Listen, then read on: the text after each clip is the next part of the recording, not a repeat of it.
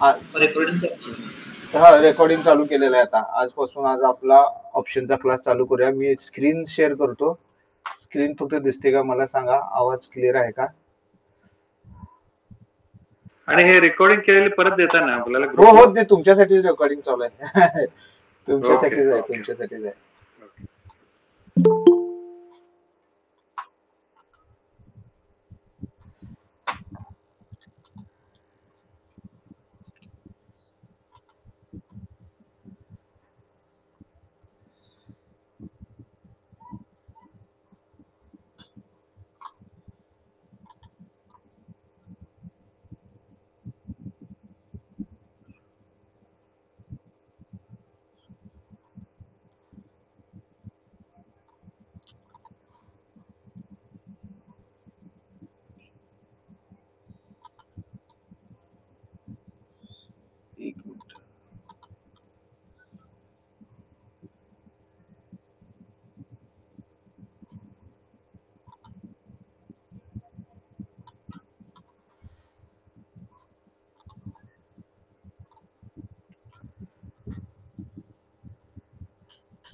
चलो, तर आजपासून आपण ऑप्शन ट्रेडिंगचा फाउंडेशन कोर्स चालू करणार आहेत. आणि ज्याच्यामध्ये आपण काल चर्चा केली की 5 आपले बेस एलिमेंट आहेत, ज्याच्यामध्ये option chain analysis, option Greeks, option strategy. आणि या स्ट्रॅटेजी मध्ये लहान कॅपिटल मध्ये आपण ऑप्शन सेलिंग बाईंग कसं करणार आहोत आणि ट्रेडिंग सायकोलॉजी, या 5 गोष्टी आपल्या त्यामध्ये आहेत. तर सर्वात प्रथम आपल्याला काय बघायचं आहे की ऑप्शन ट्रेडिंग काय आहे. ऑप्शन म्हणजे आपण म्हणतो ना ऑप्शन मध्ये काम करणार आहे किंवा फ्युचर मध्ये काम करणार आहे. की ऑप्शन म्हणजे काय आहे की option is one of the derivative product by equity. म्हणजे हे एक डेरिव्हेटिव्ह म्हणजे दुय्यम प्रोडक्ट आहे. जसं आपण म्हणतो की ताक, तूप, दही, लोणी हे दुधाचं दुय्यम प्रोडक्ट आहे. दुसरे दुधापासून बनवले गेलेले एक प्रोडक्ट आहे. तशाच पद्धतीनं इक्विटी मार्केट किंवा आपण ज्याला कॅपिटल मार्केट म्हणतो किंवा आपल्या भाषेमध्ये कॅश मार्केट, एखादा स्टॉक म्हणतो, तर त्या स्टॉकच्या प्राइस ची जी मुवमेंट होत असते किंवा एखादा स्टॉक आहे तर त्या स्टॉक ची जी चाल आहे कोणत्याही बाजूची, तर त्याच्यावरती अप्स अँड डाऊन्स होणारा जो घटक आहे त्याला डेरिव्हेटिव्ह मार्केट म्हटलं जातं. आणि आपल्या भाषेमध्ये आपण त्याला ऑप्शन आणि फ्युचर या नावाने संबोधला जातो. तर ऑप्शन हा काय आहे की हा इक्विटीचा एक डेरिव्हेटिव्ह प्रोडक्ट आहे, कॅशचा डेरिव्हेटिव्ह प्रोडक्ट आहे. आणि हे जे डेरिव्हेटिव्ह मार्केट आहे तर हे डेरिव्हेटिव्ह मार्केट कसं कोणत्या बेसवरती चालतं की derivative market operates on price fluctuation. म्हणजे जी आपली कॅशची मूळ किंमत आहे, कॅशच्या एखाद्या स्टॉकची जी प्राइस आहे तर त्या प्राइसचं जे फ्लक्च्युएशन होत असतं की त्यावरती या डेरिव्हेटिव्ह मध्ये प्राइसची मुवमेंट होत असते. समजा आपल्याकडे एक एसबीआयचा एक स्टॉक आहे आणि त्याची प्राइस एक 600 रुपयाला आता चालू होत असेल, तर 600 रुपयाची प्राइस जशी वर खाली होईल तर त्याच्या अनुसारानं ज्याचे जे डेरिव्हेटिव्ह प्रोडक्ट असतील, भले ऑप्शन असेल किंवा फ्युचर असेल, ऑप्शन मध्ये एखादा कॉलची प्राइस असेल किंवा पुटची प्राइस असेल, वेगवेगळ्या स्ट्राईक प्राइजेस असतील, तर त्या मेन आपल्या पुढं जे समोर भाग असणार आहे तो भाग असणार आहे की ज्या वरून प्राइस सगळ्या वर खाली होणार आहे तर ती कॅशची प्राइस असणार आहे. आणि या वरून आपण त्याच्यामध्ये जे होणार फ्लक्च्युएशन आहे त्यावरती आपल्या इतर गोष्टी अवलंबून असणार आहेत. आता उदाहरण घ्यायचं झालं तर जर समजा एक आता आपण डेरिव्हेटिव्ह मार्केटचं एक उदाहरण घेऊया की आपल्याला जर समजा आपण एक सोनाराच्या दुकानात गेलो, कॅश मार्केटमध्ये कशा पद्धतीनं काम चालतं एक समजून घेऊया की आपल्याला एक सोन्याची गरज आहे, आपल्याला सोने खरेदी करायचं आहे आणि आता सध्या एक 10 ग्रॅमचा सोन्याचा दर एक 50,000 रुपये आहे. तर आपल्याला एक 10 तोळे सोनं घ्यायचं आहे, म्हणजे 100 ग्रॅम सोनं घ्यायचं असेल तर आपण काय करतो की 5 लाख रुपये सोनाराला देतो आणि त्याच्याकडून 10 तोळे 100 ग्रॅम सोनं खरेदी करतो. आता हे जे आपलं ट्रान्झॅक्शन झालं हे कशा पद्धतीने झालं, हे आपल्याला कॅश मार्केटमध्ये झालं. इक्विटी मार्केटमध्ये जे आपले ट्रान्झॅक्शन होतात तर हे अशा पद्धतीने होतात. आपण आपल्याला जे खरेदी करायचं आहे त्या खरेदी केलेल्या वस्तूची किंमत आपण पे करतो आणि त्या वस्तू आपल्याला मिळतात आणि तो ट्रान्झॅक्शन पूर्ण होतो. याला आपण कॅश मार्केट मधील सेटलमेंट किंवा ट्रेडिंग म्हणतो. बरोबर. आता याच ठिकाणी जर एखादं डेरिव्हेटिव्ह मार्केट असेल आणि डेरिव्हेटिव्ह मार्केट जर सोन्याचं असेल तर आपण डेरिव्हेटिव्ह मार्केटमध्ये काम कसं करणार की आपण सोनं खरेदी करायला सोनाराच्या दुकानात गेलो आणि त्यावेळी सोन्याचा दर 10 ग्रॅमसाठी 50,000च आहे. परंतु आपण त्या सोनाराला म्हटलं की मला आता 100 ग्रॅम सोनं पाहिजेच आहे, परंतु 100 ग्रॅम सोनं मला हे आज नको आहे, मला पुढच्या महिन्याच्या 25 तारखेला 100 ग्रॅम सोनं पाहिजे की ज्याचा क्वांटिटी म्हणजे मला किती ग्रॅम पाहिजे, 10 तोळे पाहिजे. 100 ग्रॅम सोने मला पुढच्या महिन्याच्या 25 तारखेला आजचा जो 50,000 रुपयाचा तुझा दर आहे तो 50,000 रुपयाच्या दरानं मला पुढच्या महिन्यामध्ये तू मला द्यायचं. मग हे आपण त्याच्याशी काय करून घेतलो, एक कॉन्ट्रॅक्ट करून घेतलो, एक अग्रीमेंट करून घेतलं आणि हे जे अग्रीमेंट केलेलं आहे याला आपल्याला डेरिव्हेटिव्ह मार्केट म्हणायचं आहे. मग आता आपण फक्त असं तोंडी बोललो की मला पुढच्या महिन्यात 50,000 रुपये तोळ्यानं 100 ग्रॅम सोने 25 तारखेला द्यायचा, मग त्यावेळी त्याचा जो रेट असेल तो काय असेल तो असेल, पण तुम्हाला तो याच दरानं द्यायचा आहे. कमी झालेला असला तरी सुद्धा मी याच दरानं घेणार, जादा झालेला असला तरी मी याच 50,000 रुपये तोळ्यानं सोनं घेणार असं म्हटलं तर तो सोना तयार होईल का आपल्याला तो तसं द्यायला? फक्त आपण तोंडी बोललो तो तयार होणार नाही. मग त्यासाठी आपल्याला काय करावं लागणार आहे, एक त्याच्या पुढं संस्कार पत्र म्हणून किंवा एक टोकन अमाऊंट म्हणून एक 50,000 रुपये मी दिलं. बरोबर. मग आता काय झालं, आता त्याला शाश्वती झाली की हा 50,000 रुपये एक टोकन मिळालेला आहे. मग तुमच्यामध्ये आणि तो सोनार आहे या सोनाराच्या मध्ये एक अग्रीमेंट पास झालं, एक कॉन्ट्रॅक्ट पास झालं की तुमच्या 3 गोष्टी फ्रीज झाल्या. एक, तुम्हाला किती सोनं द्यायचं आहे, 10 तोळे सोनं द्यायचं आहे, क्वांटिटी फिक्स झाली, रेट फिक्स झाला, 50,000 रुपये तोळ्यानं सोनं द्यायचं आहे आणि कधी द्यायचं आहे, पुढच्या महिन्याच्या 25 तारखेला द्यायचं आहे. मग त्या 25 तारखेला सोन्याचा दर काही पण होऊ दे, 50,000चा 55 होऊ दे किंवा 45 होऊ दे, विक्री 50,000 रुपयानंच होणार आणि जितकी ठरलेली आहे तितकीच होणार. हे काय झालं, आपलं डेरिव्हेटिव्ह मार्केटचं आपलं ट्रान्झॅक्शन चालू झालं. एक आपण इथं डेरिव्हेटिव्ह मार्केटमध्ये आपण एक एंट्री केलेली. आता जर समजा हे आपलं कॉन्ट्रॅक्ट पूर्ण झालं आणि कॉन्ट्रॅक्ट पूर्ण झाल्यानंतर पुढच्या महिन्यात 25 तारखेला आपल्याला समजले की तुम्ही जे कॅश मार्केटमध्ये सोनं घेतला होता तर त्या सोन्याचा दर प्रत्येक 10 ग्रॅमचा दर जो पूर्वी 50,000 होता तो 50,000चा दर आता 55,000 रुपये झालेला आहे.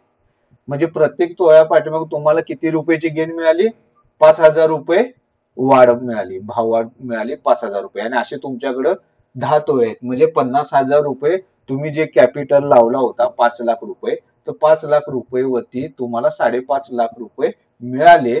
म्हणजे 10% तुमची प्रॉफिट वाढलं. बरोबर आहे. इथं पण कन्सेप्ट क्लिअर झाली का? हो. ओके. मग आता आपण या डेरिव्हेटिव्ह मार्केटमध्ये आता आलो आणि जर समजा पुढच्या महिन्याच्या 25 तारखेला आपण गेलो सोनाराकडे आणि ज्याच्या संगत आपण कॉन्ट्रॅक्ट केलं होतं त्याला म्हटलं बाबा हे तुझं अग्रीमेंट आहे, अग्रीमेंट प्रमाणे 50,000 रुपयाचा दर ठरला होता, 50,000 रुपयाच्या दराप्रमाणे तू मला 10 तोळं सोनं देणार होतास आजच्या 25 तारखेला आणि ह्याची ही प्राइस आहे आणि आजचा दर 55,000 रुपये चालू आहे, परंतु मला ते 55,000 रुपयानं नाही द्यायचं, तू मला 50,000 रुपयानं द्यायचं आणि मी माझं 50,000 रुपये तुला दिलेले. मग या कंडिशन मध्ये याने किती टोकन अमाऊंट दिली होती, 50,000 रुपये. मग 50,000 रुपये इथं टोकन अमाऊंट दिल्यानंतर याला ज्यानं डेरिव्हेटिव्ह हा कॉन्ट्रॅक्ट केला होता, ज्यानं बाय केलं होतं त्याला आता किती रुपयाचा प्रॉफिट झाला, 50,000 रुपये संस्कार दिल्यामुळं जी 50,000 रुपये भाववाढ ज्यादा झाली होती ती तिची प्रॉफिट मध्ये रूपांतरित झालं. म्हणजे 50,000 रुपये वरती 50,000 रुपयाचा प्रॉफिट या व्यक्तीला मिळाला. आता या व्यक्तीनं इथं सोनं खरेदी करून ठेवलं होतं का, नाही, त्यानं फक्त एक कॉन्ट्रॅक्ट साइन आउट केलं होतं. परंतु या व्यक्तीनं सोन्याचं ते जे ऍसेट्स आहे ते स्वतःच्या मालकीमध्ये घेतलं होतं. 10 तोळा सोनं 5 लाख रुपये देऊन स्वतः ताब्यात घेतलं होतं. परंतु या व्यक्तीनं तसं काही ताब्यात घेतलं नव्हतं. फक्त हा एक काय झाला होता, दोघांच्या मध्ये करार झाला होता, एक अग्रीमेंट झालं होतं. आता या व्यक्तीचं 5 लाखावरती 50,000 रुपयाचा प्रॉफिट झालाय, परंतु यानं या ठिकाणी फक्त 50,000 रुपये लावलेले आहेत आणि 50,000 रुपये त्याला 50,000 रुपयाचा फायदा झाला. 100%चा प्रॉफिट झाला. आता याचं उलट पण झालं असतं. जर समजा इथं 50,000 रुपये तोळ्याचं सोनं आहे आणि काही कारणास्तव हे 50,000चं 45 झालं असतं, तर इथं ज्यानं 50,000 न घेतला होता 5 लाख रुपये देऊन, तर त्याची व्हॅल्यू 4.5 लाख रुपये झाली असती.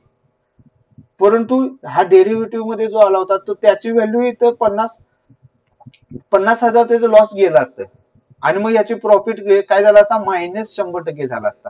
म्हणजे त्यानं 45,000 तोळ्याचं सोनं 50,000 रुपयाने खरेदी केलेलं आहे. म्हणजे 10% महागात त्यानं खरेदी केलं, त्यामुळे येता 50,000 रुपये लॉस झाला. मग अशा पद्धतीने जे कॉन्ट्रॅक्ट चालतात, याला आपण हे डेरिव्हेटिव्ह मार्केट मध्ये म्हणतो. आणि हे आपले कॅश मार्केट. आता या ज्याच्याकडे सोनं दिलं होतं, ज्यानं सोनं खरेदी केला होता, तो त्या सोन्याचं काही पण करू शकला असता. म्हणजे सोन्याचे दागिने बनवला असता किंवा बिस्किट बनवला असता. काय करायचं, कसं करायचं, हे सर्व अधिकार या कॅश ज्यानं खरेदी केला होता त्याच्याकडे होते. परंतु डेरिव्हेटिव्ह वाल्याकडे तसे कोणतेही अधिकार नाहीत. त्याच्याकडे कोणत्याही स्वरूपाचे तशी वस्तू नाहीये. फक्त त्याच्याकडे कॉन्ट्रॅक्ट आहे आणि त्या कॉन्ट्रॅक्टच्या आधारावरती त्याला तसं ट्रेड करायचं आहे. तर अशा पद्धतीनं डेरिव्हेटिव्ह मार्केट चालतं. कन्सेप्ट क्लिअर झाला का? डेरिव्हेटिव्ह मार्केट म्हणजे काय आणि म्हणजे साधन कशा पद्धतीने चालतं ते. हो. ओके. आता इक्विटी मार्केट आणि डेरिव्हेटिव्ह मार्केट मध्ये एक थोडे फरक आहेत. ते फरक कोणकोणते आहेत हे आपल्याला समजून घ्यायचंय. तर इक्विटी मार्केट आणि डेरिव्हेटिव्ह मार्केटमध्ये पहिला काय आहे की जो व्यक्ती इक्विटी मार्केटमध्ये एखादा स्टॉक असेल किंवा आता आपण सोनं म्हटलो, असे काही जे खरेदी करतो, तर तो त्या खरेदी केलेल्या वस्तूच्या ऍक्च्युअल ज्या गोष्टी आहेत, म्हणजे ऍसेट म्हणतो, तर ते होल्ड करतो.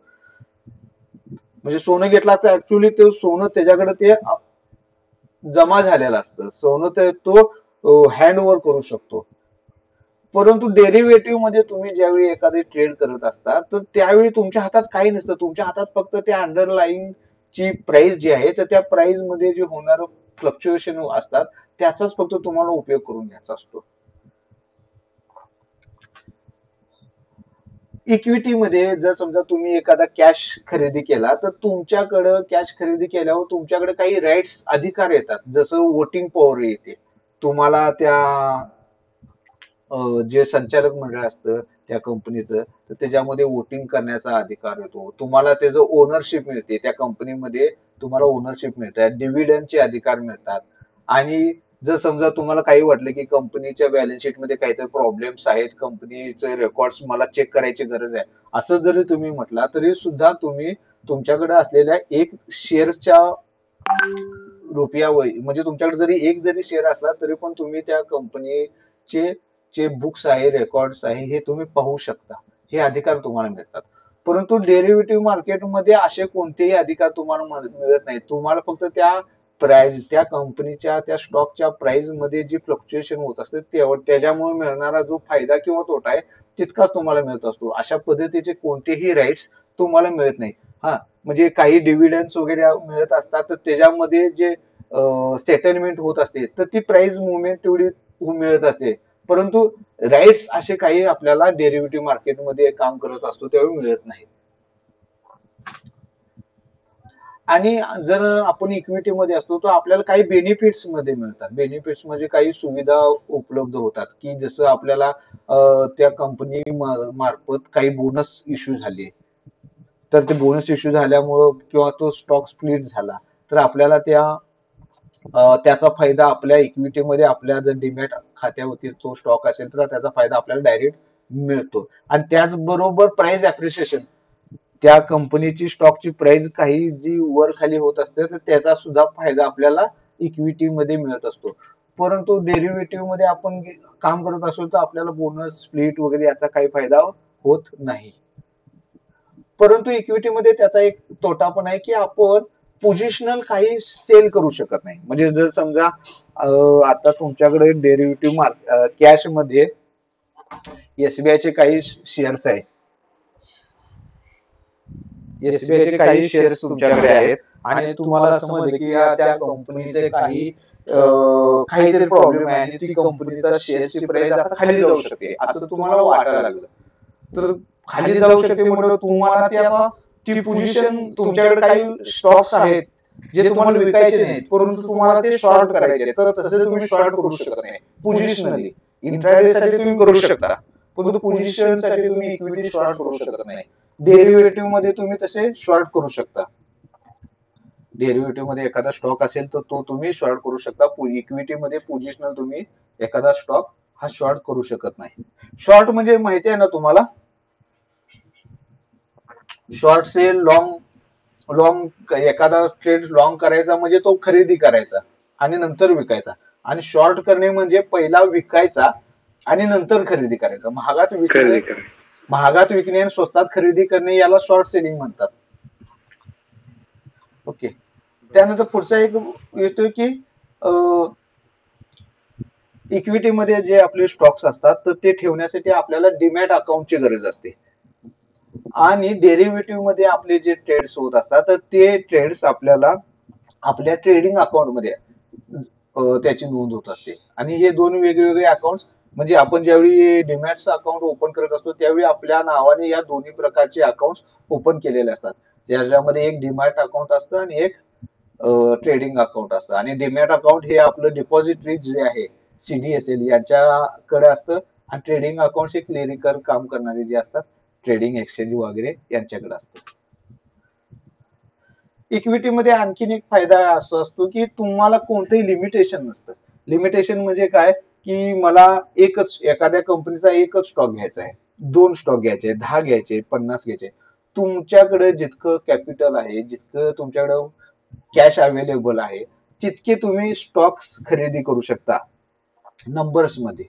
परंतु डेरिव्हेटिव्ह मध्ये गेला तर डेरिव्हेटिव्ह मध्ये मिनिमम क्वांटिटी असते एक घ्यायची आणि त्याला लॉट साईज म्हटलं जातं. आता ही क्वांटिटी कशी असते, समजा आता आपण एक बघितला की एसबीआयचा म्हटला तर एसबीआयचा एक क्वांटिटी समजा 1500 ची एक लॉट साईज आहे. तर तुम्हाला जर खरेदी करायचं असेल एसबीआयचा फ्युचर जर खरेदी करायचा असेल तर तुम्हाला ती 1500 क्वांटिटीच खरेदी करावी लागते. तुम्ही असं म्हणू शकत नाही की माझ्याकडे 1500 ची अमाऊंट नाही आहे, 1000 क्वांटिटीची माझ्याकडे अमाऊंट आहे, 1000 मी खरेदी करतो नाहीये, किंवा 1500च्या आगे तुम्हाला 2000 पाहिजे तर 2000 खरेदी करतो असं नाही होत. तुम्हाला ते लॉट वाईज बाय किंवा सेल करावं लागतं. आणखीन इक्विटी मध्ये आहे की तुम्ही कोणत्याही प्रकारचे स्टॉक्स आहे ते इक्विटी मध्ये कॅश मध्ये बाय सेल करू शकता, परंतु डेरिव्हेटिव्ह मध्ये तसं करू शकत नाही. जे स्टॉक्स फ्युचर आणि ऑप्शन साठी अवेलेबल आहेत किंवा जे इंडेक्स फ्युचर आणि ऑप्शन साठी अवेलेबल आहे अशा मध्येच आपण ते डेरिव्हेटिव्ह मध्ये काम करू शकतो. म्हणजे आता भारतामध्ये आपण बघितलं की साधारण 180 185 स्टॉक्स हे डेरिव्हेटिव्ह मध्ये काम करण्यासाठी उपलब्ध आहे. बाकीचे आहेत 6,500 7,000 जे स्टॉक आहेत ते सगळे त्या डेरिव्हेटिव्ह मध्ये उपलब्ध नाहीयेत. मग जे डेरिव्हेटिव्ह मध्ये उपलब्ध आहेत ज्या स्टॉकला त्याला मान्यता तो एनएससी सेबी वगैरे ह्या सगळ्या गोष्टी असतात, तर ज्याला मान्यता मिळालेल्या त्या स्टॉक मध्ये आपण डेरिव्हेटिव्हचा ट्रेड करू शकतो. आता डीमॅट सारखा स्टॉक डीमार्ट सारखा स्टॉक जो खूप चांगला आहे पण त्याचे तो डेरिव्हेटिव्ह मध्ये नाहीये, त्याचे कोणते फ्युचर्स नाही किंवा ऑप्शन मध्ये तो नाही, परंतु स्टॉक चांगला आहे तो फक्त कॅश मध्येच आपण बाय करू शकतो. परंतु डेरिव्हेटिव्ह मध्ये तो नसल्यामुळे आपण त्यामध्ये ट्रेड करू शकत नाही डेरिव्हेटिव्हला. मग असे स्पेसिफिक स्टॉक्स आहेत की जे डेरिव्हेटिव्ह मध्ये आपल्याला काम करायला उपलब्ध आहेत आणि त्यामध्येच आपण फक्त काम करू शकतो.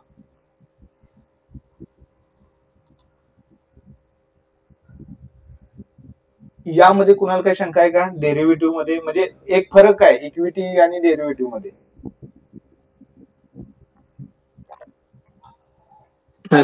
ओके.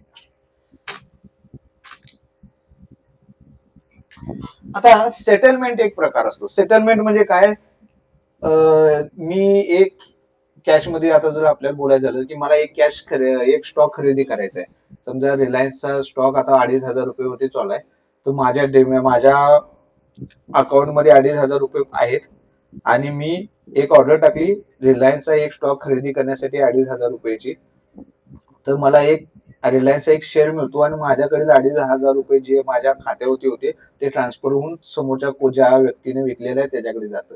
आता याला काय म्हणतात, याला सेटलमेंट म्हणतात किंवा एक ट्रान्झॅक्शन पूर्ण झालं असं म्हणतात. तर डेरिव्हेटिव्ह मध्ये सुद्धा अशा प्रकारचे ट्रान्झॅक्शन असतात, तर याला आपण सेटलमेंट म्हणतो. तर सेटलमेंट या दोन प्रकारामध्ये असतात. एक कॅश सेटलमेंट. आता जर समजा मी एक रिलायन्सचा शेअर खरेदी करायला लागलोय, तर माझे पैसे गेले आणि मला एक रिलायन्सचा शेअर आला, बरोबर.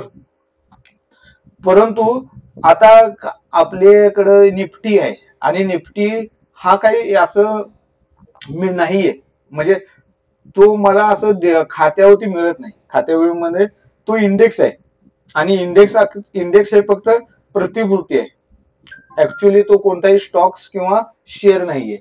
तर यामध्ये जी सेटलमेंट होत असते, तर यामध्ये होणारी सेटलमेंट ही कॅश स्वरूपात होत असते. म्हणजे ठीक आहे, आज निफ्टीची प्राइस 22,500 आहे आणि मी 22,400 वरती ती मी एक कॉल निफ्टीचा एक फ्युचर बाय केला होता आणि 100 रुपये राईज झाली आणि त्याची क्वांटिटी 50 क्वांटिटीच आहे, तर मला त्यामध्ये 5,000 रुपयाचा प्रॉफिट झाला. तर मी त्या निफ्टीचा आता मी ते स्टॉक घेऊ शकत नाही कारण तो इंडेक्स असल्यामुळे. तर अशा वेळी आपल्याला ती जे आहे, तर मला फक्त त्यामध्ये जी प्राइस ऍप्रिशिएशन झालेली आहे, तर त्या प्राइस ऍप्रिशिएशनचा फक्त मला फायदा उठवता येऊ शकतोय. आणि मग अशा पद्धतीनं मला फक्त ती जी झालेला जो प्रॉफिट आहे तो प्रॉफिट घ्यायचा आहे आणि कॅश मध्ये देवाणघेवाण पूर्ण होते, तर याला कॅश सेटलमेंट म्हटलं जातं. परंतु जर समजा मी एक एसबीआयच्या फ्युचर मध्ये काम केलं आणि मला एक 100 रुपयेचा 200 रुपयेचा फायदा झाला, तर जर माझी इच्छा झाली तर मी तो फ्युचर त्या फ्युचरच्या एका लॉट मध्ये जर समजा 500 शेअर्स असेल, तर मी माझ्या डीमॅट अकाउंट मधील जितकी रक्कम आहे, म्हणजे तो एक लॉट खरेदी करण्यासाठी, तर तितकी रक्कम देऊन त्या प्राइसला त्या जेवढी लॉट क्वांटिटी आहे तेवढे स्टॉक्स मी माझ्या डीमॅट खात्यावरती घेऊ शकतो. फिजिकल सेटलमेंट, जसं मी रिलायन्सचा एक कॅश मध्ये बाय अँड सेल करू शकतो, त्या पद्धतीनं फिजिकल सेटलमेंटद्वारे मी एखाद्या फ्युचरची प्राइस देऊन एखादा स्टॉक हा बाय करू शकतो किंवा माझ्याकडे अवेलेबल असलेले डीमॅट मधील काही स्टॉक्स हे मी फ्युचर मध्ये सेल करून तो विकू शकतो. आणि अशा पद्धतीनं जी सेटलमेंट होते त्याला फिजिकल सेटलमेंट म्हणतात. जर आपल्याकडचे जे इंडेक्स वगैरे आहेत ते सगळे कॅश सेटलमेंट होतात, ते जे आपण घेवाण करू शकत नाही, ते आपल्या डीमॅट वरती येऊ शकत नाही. त्यामुळे यामध्ये आपल्याला फक्त प्राइस ची जी अप्रिशिएशन होत असतं. उदाहरण बोलायचं झालं तर आपण सोनाराच्या दुकानाचं घेऊया, की ज्याच्याकडे आपण एक करार केला होता आणि आपण त्याला 50,000 रुपये दिलं होतं. तर कॅश सेटलमेंट मध्ये काय होतं की तुम्ही 50,000 रुपये दिले, तुम्ही गेला 25 तारखेला आणि त्यावेळेचा दर 55,000 रुपये आहे, तर तुम्ही त्याला काय म्हणणार की आता सोन्याचा दर 50,000 रुपये वाढला, आपण जे ठरवले त्या अनुसार, तर हा जो वाढलेला 50,000 रुपये ते माझं मला तू दे आणि मी तुला 50,000 रुपये जे दिलं होतं ते मला दे, असं जेव्हा आपण म्हणतो तर ती झाली आपली कॅश सेटलमेंट झाली. आपण ऍक्च्युअली सोनं त्याच्याकडून खरेदी केलेलं नाहीये, परंतु सोनार म्हटला नाही मी तसं काही करू शकत नाही, तुम्हाला ते सोनं खरेदीच करावं लागेल. तुम्ही 50,000 रुपये दिलेला आहे, त्याची व्हॅल्यू आता 5.5 लाख आहे आणि आपलं सेटलमेंट झालं होतं 5 लाखाला, तर तुमचं 50,000 रुपये माझ्याकडे आहे, तुम्ही वरील 4.5 लाख रुपये द्या आणि 5.5 लाखाची जी वस्तू आहे सोनं ते तुम्ही घेऊन जावा, असं ज्यावेळी सोनार म्हणतो आणि ते तुम्ही मान्य करता आणि त्या प्रकारे तुमचं ट्रान्झॅक्शन पूर्ण होतं, तुम्ही राहिलेले 4.5 लाख रुपये देता, तर त्या सेटलमेंटला फिजिकल सेटलमेंट असं म्हटलं जातं. तर आपल्याकडे जे इंडेक्स मध्ये असतात ते कॅश सेटलमेंट द्वारे पूर्ण होतात, काही फिजिकल सेटलमेंट द्वारे सुद्धा पूर्ण होतात. जर सुद्धा तुम्ही एक फ्युचर मध्ये एक लॉट बाय केलेला आहे आणि एक्सपायरी पूर्ण व्हायच्या आत तो सेल करून बाहेर पडला, तर फिजिकल सेटलमेंट घ्यायची तुम्हाला गरज नाही, तुम्ही ती कॅश सेटलमेंट केलेली आहे. परंतु तुम्हाला तो फिजिकली तो स्टॉक त्या प्राइसला खरेदीच करायचा आहे आणि तुमच्या अमाऊंट तुमच्या खात्यावरती तितकी रक्कम अवेलेबल असेल तर तुम्ही तो फिजिकल सेटलमेंट द्वारे ती स्टॉक त्या प्राइसला घेऊ शकताय किंवा तुमच्याकडे असलेले स्टॉक्स त्या स्पेसिफिक प्राइसला जे तुम्ही फ्युचरमध्ये सेल केलेले आहे त्या प्राइसला तुम्ही सेल सुद्धा करू शकताय. तर अशा पद्धतीने सेटलमेंट दोन प्रकारचे असतात. एक कॅश मध्ये सेटलमेंट केली जाते आणि एक फिजिकल सेटलमेंट असते.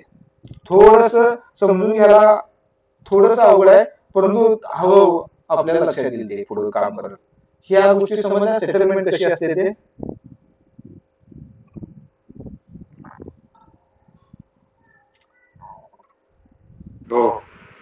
ओके.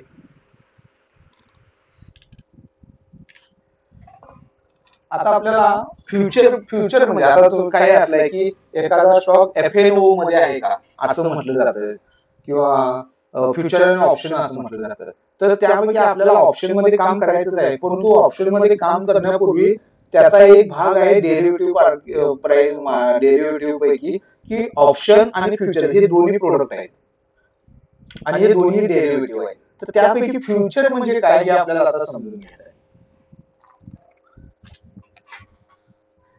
आता फ्युचर मध्ये काय होतं की एखादा स्टॉक्स खरेदी करण्यासाठी तुम्हाला राईट्स मिळतात किंवा विक्री करण्यासाठी तुम्हाला राईट्स मिळतात आणि ते तुमच्या ऑब्लिगेशन सुद्धा असतात. ती तुमची जबाबदारी सुद्धा असते की तुम्ही ज्या किमतीला तुम्ही खरेदी केलेला आहे किंवा ज्या किमतीला तुम्ही सेल केलेला आहे त्या किमतीला त्याचं ट्रान्झॅक्शन पूर्ण करायचंच. त्या स्पेसिफिक कॉन्ट्रॅक्टचा राईट सुद्धा आहे आणि ऑब्लिगेशन सुद्धा आहे, जबाबदारी सुद्धा आहे. तर याला फ्युचर म्हटलं जातं आणि त्यानुसार तुमचे जे ते कशावरती ठरतात की तुमच्या कॉन्ट्रॅक्टनुसार तुम्ही कोणत्या कॉन्ट्रॅक्टचा स्टॉक्स तुम्ही बाय करायलाय का सेल करायला लागलाय, किती रुपयाला बाय करायलाय किती रुपयाला सेल करायला यावरती ते अवलंबून असतं.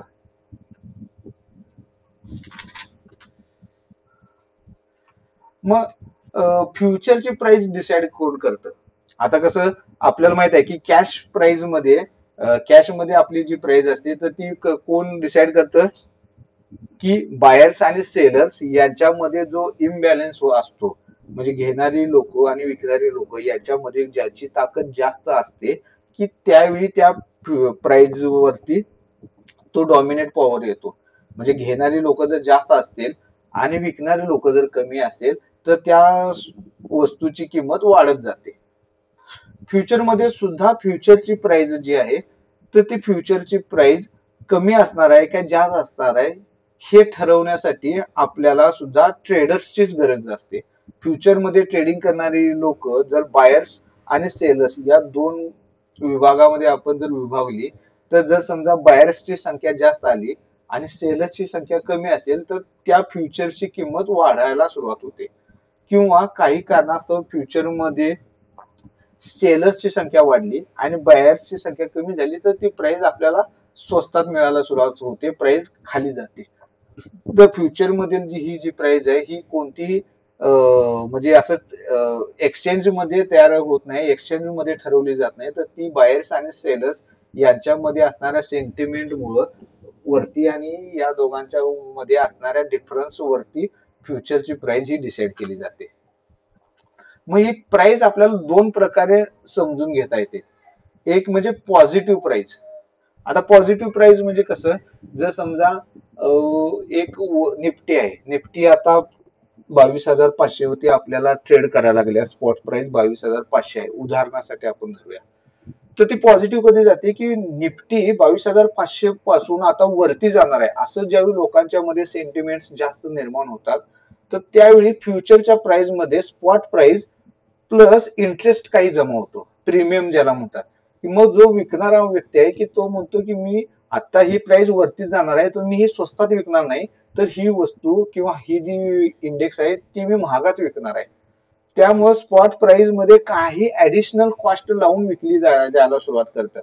तर त्यावेळी ही फ्युचरची प्राइस वाढते आणि ती पॉझिटिव्ह प्राइस म्हणजे फ्युचरच्या प्राइस मध्ये स्पॉट प्राइस मध्ये काही प्रीमियम ऍड होतो, इंटरेस्ट काही ऍड होतो आणि ती प्राइस 22,500 जर स्पॉट प्राइस चालू असेल तर 22,550 हा त्याचा फ्युचरची प्राइस चालू आहे.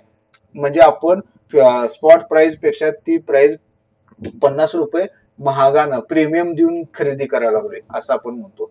आणि याच्या अगदी विरुद्ध निगेटिव्ह पण होतं की मार्केट जर सेंटिमेंट्स बिघडत चालली तर स्पॉट प्राइस पेक्षा ती प्राइस आणखीन खाली स्वस्तात आपल्याला मिळायला चालू होते किंवा सेलर्स तो स्पॉट प्राइस पेक्षा कमी किमतीला विकायला चालू करतो आणि त्यावेळी आपल्याला त्याची किंमत ही डिस्काउंट मध्ये मिळते. डिस्काउंट मध्ये आपल्याला स्वस्तात म्हणतोय ना सेल आला तर तसं आपल्याला डिस्काउंट मध्ये मिळते आणि ह्याला काय म्हणतात मध्ये निगेटिव्ह प्राइस असते. मग अशा प्रकारे मार्केटमध्ये आपल्याला फ्युचर मध्ये काम करत असताना एखादी प्राइस आहे तर ती फ्युचर मध्ये एक तर इंटरेस्ट देऊन म्हणजे प्रीमियम देऊन मिळत असते किंवा डिस्काउंट देऊन आणि काही वेळा असं पण असते की स्पॉट प्राइसच्या जवळपास थोड्याशा फरकामध्ये ती ट्रेड करत असते की ज्यावेळी दोघांचे सेंटिमेंट्स न्यूट्रल असतात. बायर्सला वाटत नाही की प्राइस वरती जाणार आहे आणि सेलर्सला पण वाटत नसते की प्राइस खाली जाणार आहे. अशा वेळी जी ट्रेडिंग होत असते तर स्पॉट प्राइस आणि फ्युचरची प्राइस ही दोघ जण एकमेकाच्या जवळ ट्रेड करत असतात आणि अशा वेळी त्यामध्ये जास्त तफावत नसते. तर फ्युचरची प्राइस अशा पद्धतीने डिसाइड होत असते. आता बघा हा आपला मी आजचा फ्युचरचा प्राइस काढला. आता इथं बघा ही सगळ्यात खाली ही SBI ची प्राइस आहे. SBI म्हणजे स्टेट बँक ऑफ इंडियाची कॅश मधली प्राइस आजची आहे 807.80 रुपये. 807.80 रुपये आजची कॅशची स्पॉट प्राइस आहे.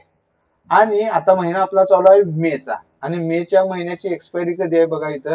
आता इथं बघा SBIN. आता हे वाचायचं कसं हे कंपनीचं त्या स्टॉकचे जे इनिशियल्स आहेत काही नाव आहेत तर त्याच्यामुळे ह्याचा कोड दिलेला आहे. स्टेट बँक ऑफ इंडिया हे कंपनीचं आपलं नाव आहे. त्यानंतर फ्युचर आणि हा निफ्टी FNO आणि हा याचं कॉन्ट्रॅक्ट कधी हे संपणार आहे 30 मे 2024 ला संपणार आहे. मग 30 मे 2024 हे त्याचं कॉन्ट्रॅक्ट कधी संपणार ही त्याची तारीख आहे. आता या 30 मेचा कॉन्ट्रॅक्ट मध्ये बघितला तर यामध्ये आपल्याला काय काय गोष्टी बघायला पाहिजे की निफ्टी SBI चा स्पॉट प्राइस काय चालू आहे आता 807.80 रुपये स्पॉट प्राइस चालू आहे आणि फ्युचरची प्राइस काय चालू आहे 30 मेची फ्युचरची प्राइस चालू आहे 804.15 रुपये. आता मला सांगा आता हा प्राइस SBI चा जो फ्युचर आहे तो मला डिस्काउंट मध्ये मिळायला लागलाय काय प्रीमियम मध्ये मिळायला लागलाय. डिस्काउंट मिळाले कारण स्पॉट प्राइस पेक्षा त्याची प्राइस कमी आहे. बरोबर. मग असं होण्या पाठीमागं कारण काय की आता सेलर्सला वाटायला लागले की ही प्राइस जी आहे SBI ची ही आणखीन खाली जाणार आहे आणि त्यामुळं लोकांच्या मध्ये विकणाऱ्या लोकांच्या मध्ये ज्यांच्याकडे स्टॉक्स खरेदी केलेले आहेत किंवा ज्यांच्याकडे फ्युचर्स आहेत तर त्यांना वाटलं की प्राइस आणखी खाली जाईल आणि आणखीन खाली गेल्यानंतर आपल्या हाती काही मिळणार नाही त्यामुळे काही डिस्काउंट देऊन ते विकायला लागले. परंतु आता त्याच्यावरचा बघा हे 27 जून म्हणजे पुढच्या महिन्याचं फ्युचर बघितला तर 27 जूनचा फ्युचरची किंमत किती आहे बघा 808.55 रुपये. आता तो आपल्याला प्रीमियम मध्ये मिळायला लागलाय म्हणजे शॉर्ट टर्म साठी मार्केटमध्ये सेलिंगचं प्रेशर असेल असं आपल्याला इथं जाणवायला लागले. परंतु जून आणि जुलै मध्ये तो प्रीमियम जास्त आपण तो फ्युचर प्रीमियम मध्ये विकायला लागला. आता इथं 808 आहे आणि जुलै मध्ये 813.95 म्हणजे 14 रुपये राऊंड फिगर झाला 814 रुपयेला आहे म्हणजे जवळपास 1% प्रीमियमचा गॅप आहे. आपण जर टक्क्यामध्ये बघितलं हे 808 आहे आणि 814 म्हणजे 0.9च्या आसपास समथिंग आपण राऊंड फिगर 1% बोलू तर 7 रुपयेचा फरक आहे इथं स्पॉट प्राइस मध्ये आणि फ्युचरच्या प्राइस मध्ये. तर फक्त हे जे सेंटिमेंट आहे इथं ह्याच्यावरून आपल्याला काय समजते की शॉर्ट टर्म साठी एक सेंटिमेंट निगेटिव्ह चाललेलं आहे आणि जर समजा हे सेंटिमेंट अशाच पद्धतीने राहिलं तर मे बी असं पण होईल की हे जे जून आणि जुलैचे प्रीमियम आहेत हे सुद्धा अशाच पद्धतीने मार्केट जर खाली जात राहिलं तर या लोकांना सुद्धा भीती वाटायला चालू होईल की आता ही जी प्राइस आहे ती आणखी खाली जाईल मग ते प्रीमियम काय होईल आणखीन प्राइस स्पॉट प्राइस पेक्षा खाली जायला सुरुवात केली आणि हे पण डिस्काउंट मध्ये आपल्याला मिळायला चालू होतील. मग आता कोणत्या लोकांमध्ये कशा प्रकारची भावना आहे तर यानुसार हे स्पॉटचे जे प्राइस आहे फ्युचरचे जे प्राइस आहे तर त्यामध्ये आपल्याला प्रीमियम मिळणार आहे काय डिस्काउंट मध्ये मिळणार आहे हे आपल्याला समजलं जातं. जर समजा आता आपल्याला एसबीआयचा 807 रुपयाचा आहे आणि हा 804 रुपयाचा आहे आणि हा आता आपल्याला डिस्काउंट मध्ये मिळालाय. उद्या जर समजा आपण हा 804 रुपयाचा खरेदी केला आणि मार्केट वर जायला सुरुवात झाली, मार्केट वर जायला सुरुवात झाल्यानंतर हा 804 रुपयाचा 810 रुपये होऊ शकतो, परंतु हा 807 रुपयाचा 808च राहू शकतो. म्हणजे यामध्ये आपल्याला जास्त गेन मिळू शकतो.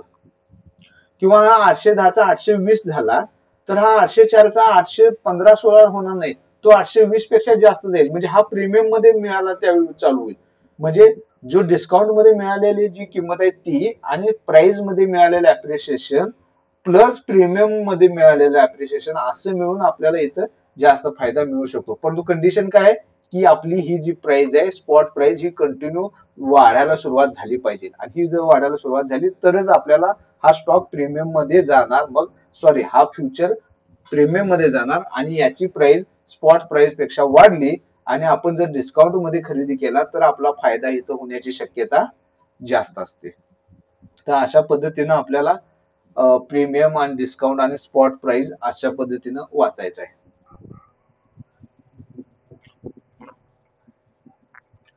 काय शंका काय याच्यामध्ये?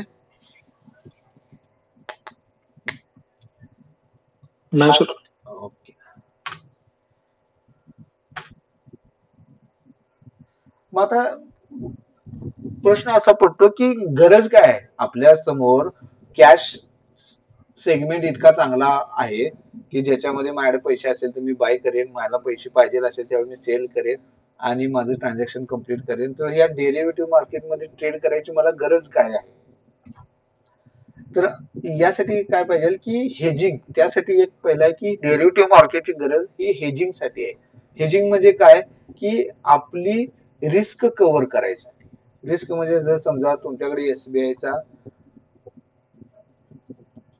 एक लॉट साधारण 1500चा आहे असं धरू आणि तुमच्याकडे एक 1500 क्वांटिटी कॅश मध्ये स्टॉक अवेलेबल आहे जे तुमच्या डीमॅट खात्यावरती आहे, तुमच्या होल्डिंग मध्ये आहे आणि तुम्हाला लक्षात आलं की या कॅश मध्ये या स्टॉक मध्ये काहीतरी शॉर्ट टर्म साठी सेंटिमेंट निगेटिव्ह झालेत आणि आता हा स्टॉकची प्राइस जी आता 800 रुपयाला चालू आहे ती 750-700 रुपये पण खाली जाऊ शकते. मग यावेळी आपल्या हातात काय आहे की एक तर जे तुमच्याकडे होल्डिंग आहे ते होल्डिंग तुम्हाला विकायचं आहे. जे होल्डिंग आहे ते तुम्हाला विकायचं आणि त्यामधून बाहेर पडायचं, हा एक तुमच्याकडे ऑप्शन आहे. परंतु तुम्हाला ती विकायची इच्छा नाही. कारण काय तुमचं वैयक्तिक काही पण असेल की जसं तुम्हाला ते आता विकलं तर तुम्हाला लॉंग टर्म कॅपिटल गेन मिळता येणार नाही, शॉर्ट टर्म कॅपिटल गेन त्याच्यावरती लागेल आणि टॅक्सेस जास्त पडतील किंवा येणाऱ्या काही दिवसामध्ये त्याच्यामध्ये डिव्हिडंड मिळणार आहे ते तुम्हाला घेता येणार नाही किंवा तो आता बोनस देणार आहे, डिक्लेअर करणार आहे. अशा पद्धतीचं काही टेक्निकल गोष्टी आहेत आणि ज्यामुळं तुम्हाला तो स्टॉक विकायचा नाहीये. परंतु प्राइस खाली गेल्यामुळं होणारा जो तोटा आहे तो तोटा तो तुम्हाला भरून काढायचा आहे. मग ही जी रिस्क आहे ही रिस्क कव्हर करण्यासाठी मग तुम्ही त्याच स्टॉकचा एक फ्युचर शॉर्ट करू शकता.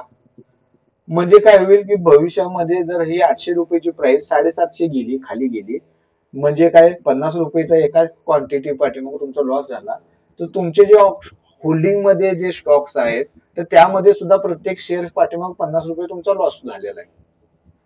परंतु तुम्ही जे नवीन पोझिशन तयार झालेली आहे त्या फ्युचर शॉर्ट केलेली मध्ये तर त्या शॉर्ट केलेल्या पोझिशन मध्ये तुम्हाला त्यामध्ये 50 रुपयाचा फायदा झालेला असणार आहे प्रत्येक शेअर पाठीमागे. आणि अशा पद्धतीने तुम्ही तुमचे स्टॉक्स पण तुमच्याकडे राहिले आणि ही जी प्राइस खाली गेलेली होती तर ती या खाली गेलेल्या प्राइसला मध्ये जी रिस्क होती लॉस होण्याची ती लॉस होण्याची रिस्क सुद्धा तुम्ही कव्हर केला. आणि जर समजा ते तुमचं टार्गेट असेल की 700 रुपये पर्यंत खाली जाऊ शकतं आणि तुम्ही 750 ला आहे, काही दिवसात ते 700 रुपये पर्यंत गेला, तुमचं जे होल्डिंग होतं त्याच्यामध्ये एक्स अमाऊंट लॉस झाला तर शॉर्ट पोझिशन केला त्याच्यामध्ये एक्स अमाऊंट थोडं प्लस असेल किंवा थोडं मायनस असेल इतका प्रॉफिट असेल तर 700 रुपयाला तुम्ही शॉर्ट पोझिशन मधून बाहेर पडून प्रॉफिट बुक करू शकता. आणि त्यानंतर एसबीआय जर परत वरती गेला तर तुम्हाला त्यामध्ये सुद्धा प्राइस मध्ये मोमेंटम होऊन जे फायदा होणार आहे जो प्रॉफिट होणार आहे तो सुद्धा तुम्हाला मिळणारच आहे. किंवा 700 पासून परत खाली गेला तर 800 पासून जो 600 पर्यंत खाली जाणार होता तो जो लॉस होता तो तितका लॉस तुम्हाला घेता येणार नाही, मग तेव्हा तितका लॉस होणार नाही. तर हा जो रिस्क आहे ती कव्हर करण्यासाठी जे ट्रेडिंग केलं जातं त्याला हेजिंग म्हटलं जातं, आणि या हेजिंगसाठी हा डेरिव्हेटिव्हचा प्रोडक्ट उपयोगात आणला जातो. त्यानंतर एक असतं की आर्बिट्राज करणे. आर्बिट्राज म्हणजे काय, की जसं आपण म्हटलं की एक स्पॉट प्राइस चालू आहे आणि स्पॉट प्राइसची किंमत ही आता आता आपण बघितलं तशी एक जास्त कमी आहे, 808 रुपये आहे, आणि मला डिस्काउंट मध्ये फ्युचर मिळायला लागलाय, 803 रुपयाला फ्युचर मिळायला लागलाय. तर ज्यावेळी मार्केट आता थोडं रिव्हर्सल देईल, तर मार्केट रिव्हर्सल दिल्यानंतर हा जो डिस्काउंट मध्ये मिळालेली प्राइस आहे तर ती प्राइस मध्ये प्रीमियम ऍड झाल्यानंतर मला फायदा होणार आहे. किंवा ज्यावेळी एक्सपायरी जवळ आलेली असते तर एक्सपायरीच्या दिवशी सर्व फ्युचर प्राइस ह्या स्पॉट प्राइस वरती जाऊन क्लोज होत असतात, आणि या फ्युचरची प्राइस आणि स्पॉट प्राइस मधले जर व्हेरिएशन वाढलं तर मला माहित आहे की ह्या मधलं व्हेरिएशन जर वाढलं आणि मी जर फ्युचर तो बाय केला तर मला नक्की या स्पॉट प्राइस मध्ये एक 2 रुपयाचं 3 रुपयाचं प्रॉफिट मिळू शकतं. तर त्या ज्या दोन्ही प्राइस मधलं जे व्हेरिएशन्स आहे तर ते व्हेरिएशनचा फायदा उठवण्यासाठी मी जे ट्रेडिंग करतो त्याला आर्बिट्राज असं म्हटलं जातं. आणि तिसरी महत्वाची गोष्ट आहे म्हणजे स्पेक्युलेशन, म्हणजे जे बऱ्यापैकी सर्वजण काम करत असतात की त्या स्पॉट प्राइस वरती किंवा शॉर्ट टर्म मध्ये त्या प्राइसची मुवमेंट जी वर खाली होणार असते तर त्या वर खाली होणाऱ्या मुवमेंट मध्ये मला सहभागी घेऊन माझा प्रॉफिट घेऊन मला बाहेर पडायचं आहे लहान वेळेमध्ये. तर याला आपण काय म्हणतो स्पेक्युलेशन. मग अशा पद्धतीनं तिन्ही प्रकारचे कामे हे डेरिव्हेटिव्ह मार्केटमध्ये केली जाते. मग ते फ्युचर असेल, ऑप्शन असेल, कोणत्या पद्धतीचं असेल, बाईंग किंवा सेलिंगचं. तर अशा पद्धतीने आपण फ्युचर आणि ऑप्शन मध्ये सेल करून किंवा ट्रेडिंग करून आपण काम करून घेऊ शकतो. तर असा हा आपला होता आजचा पहिला दिवस. मी पहिला दिवस मुद्दा म्हणून एक लाईटली घेतलाय ज्यामध्ये जास्त टेक्निकल गोष्टी आपण चर्चा केल्या. एक बेसिक कन्सेप्ट आपला तयार झाला तर आपण त्यावरती चांगल्या पद्धतीने काम करू यासाठी हा आहे. आता आज जे आपण पाहिलेलं आहे त्यामध्ये कुणाला काही शंका असेल तर आपण चर्चा करू. तुम्हाला मग थोडस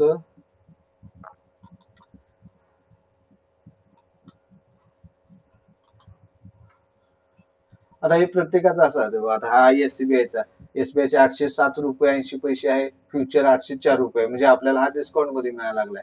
आता त्यानंतर आपल्याला जर आणखीन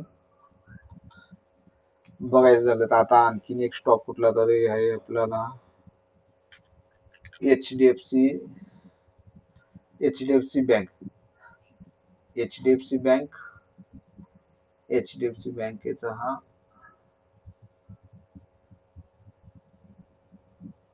फ्युचर. आता एचडीएफसी बँक 1522 वरती ट्रेड करायला लागली. इथे बघा एचडीएफसी बँक 1522 ला ट्रेड करायला लागले आणि एचडीएफसी बँकचा फ्युचर 1516 ला ट्रेड करायला लागलाय. म्हणजे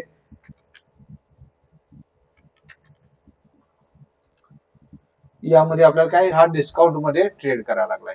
मग असं आपल्याला गोष्टी समजल्या तर आपलं एक मिनिट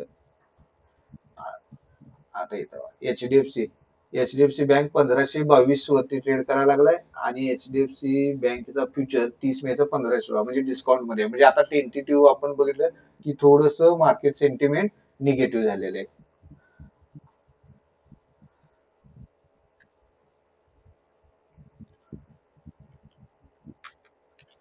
मग अशा पद्धतीने आपण बघून ट्रेड करायचं आहे. उद्यापासून आपण ऑप्शन बद्दल जसं आपण बेसिक गोष्टी शिकल्या तसं ऑप्शनच्या आपण काही बेसिक गोष्टी आहेत त्या आपण आता उद्या आपण समजून घेऊया आणि त्या शिकण्याचा मग उद्या आपण प्रयत्न करूया. आजच्या याच्यामध्ये कोणाला काही शंका आहे का?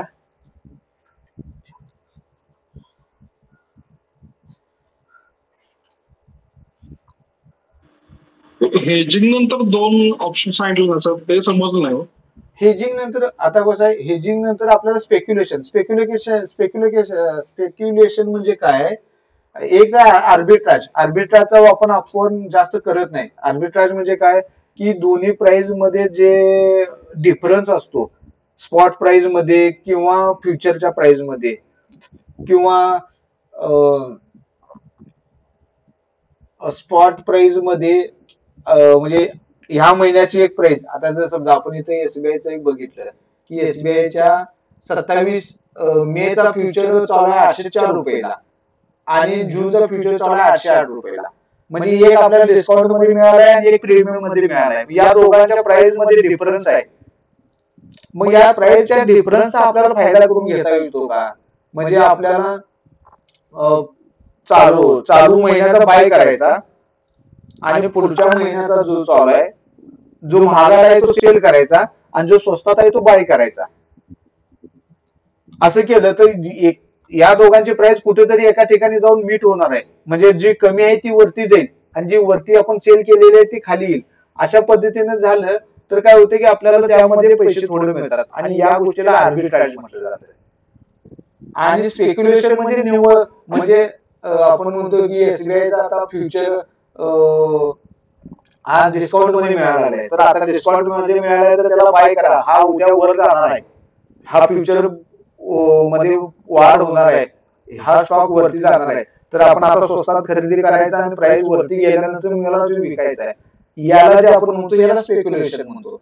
म्हणजे आपल्या भाषेत बोलायचं झालं तर 50 रुपयाचा कॉल बाय करायचा आणि 200 रुपयाला विकायचा आपण जो प्लॅन करतो याला स्पेक्युलेशनच म्हटलं जातं.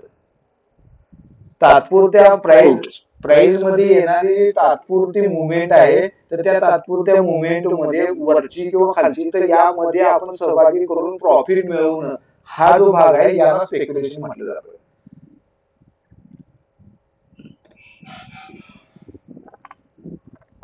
मग ती स्पेक्युलेशन म्हणजे डायरेक्शनल आपल्याला मिळतं. ओके, तर आजचा दिवस आपण इथं